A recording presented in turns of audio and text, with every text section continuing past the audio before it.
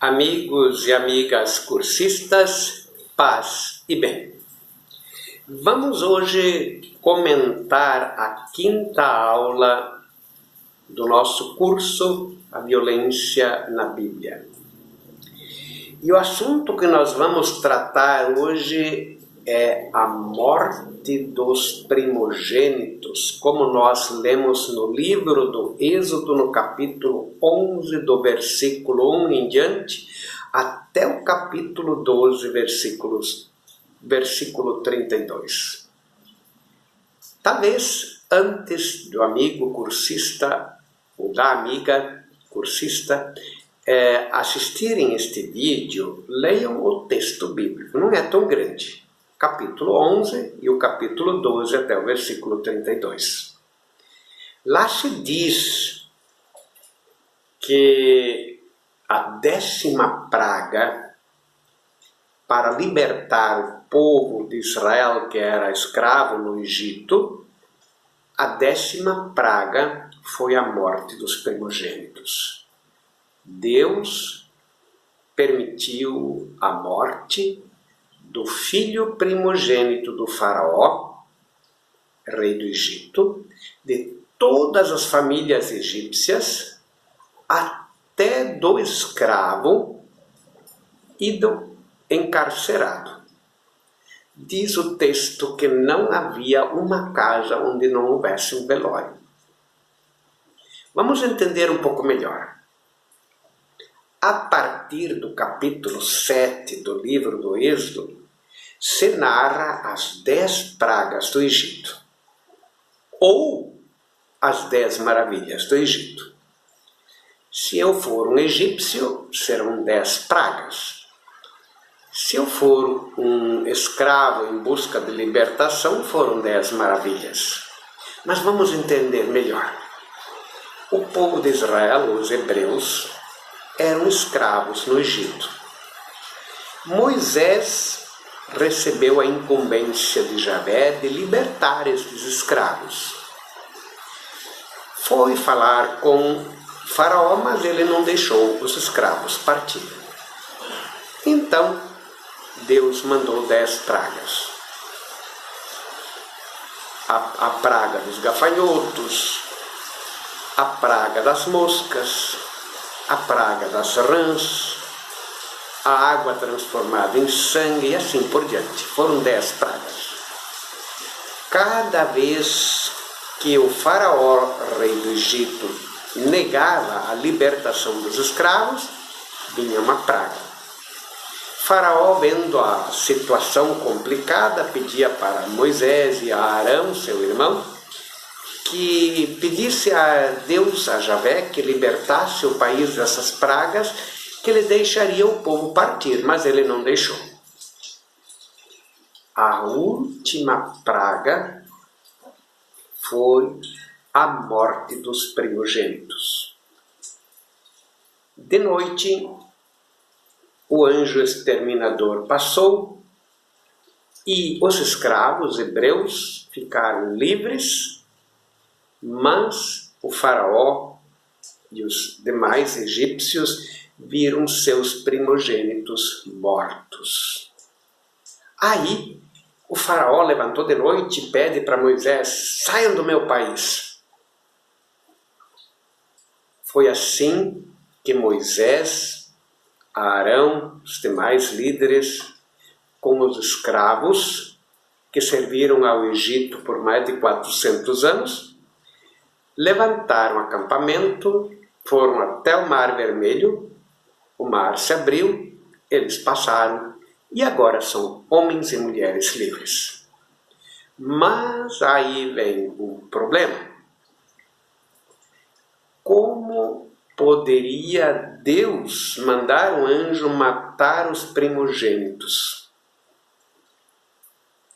Ora, que culpa têm os primogênitos? Nem sequer o primogênito do faraó do Egito provavelmente tinha culpa nenhuma, mas além do primogênito do faraó, todos os demais primogênitos que eram o povo comum, que talvez fosse tão escravo quanto os hebreus também, até o filho da escrava e o filho dos encarcerados, todos morreram. Esse Deus não seria violento? Mas não pode ser verdade.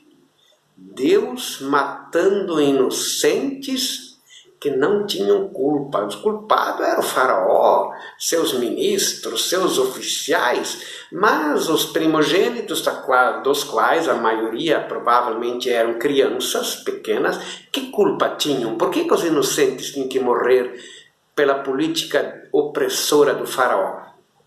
Seria Deus um violento? Não. Vamos entender esses relatos diferentes. Já falamos em aulas passadas que o Êxodo são antigas tradições que foram colocadas no papel apenas no exílio e no pós-exílio. Aliás, é bom dizer não no papel, a gente fala assim no papel, porque naquele tempo não se usava papel. Era o pergaminho, o papiro e assim por diante, né? Mas o texto foi redigido 700 anos, mais ou menos 700 anos depois dos fatos acontecidos. E o que se vê num texto como este? Antigas tradições contadas, recontadas, celebradas na liturgia para celebrar a libertação, recebem aumentos. Até o povo diz: quem conta um conto aumenta um ponto. Agora que eles estão de novo em situação de escravidão no exílio da Babilônia, contar uma antiga tradição de libertação para dizer Javé estava conosco e nós conseguimos nos libertar com Javé, era a mesma coisa que dizer: agora no exílio da Babilônia, Deus também vai se colocar do nosso lado para nos libertar.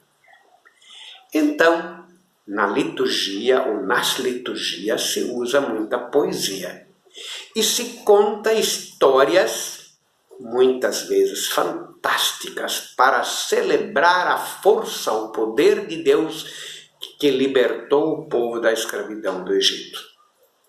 Então, as 9 pragas do Egito, os gafanhotos, as rãs, água transformada em sangue, as úlceras e tantos, o granizo, tudo isto são fenômenos naturais que acontecem até hoje no Egito.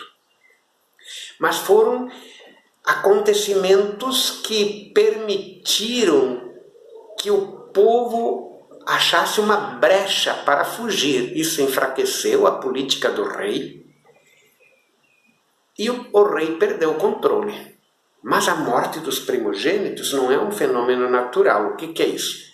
É uma maneira pitoresca de dizer: Deus acaba com o mal da opressão pela raiz, porque os primogênitos eram aqueles que iriam continuar a política do Egito. No caso, o primogênito do faraó seria o futuro rei do Egito.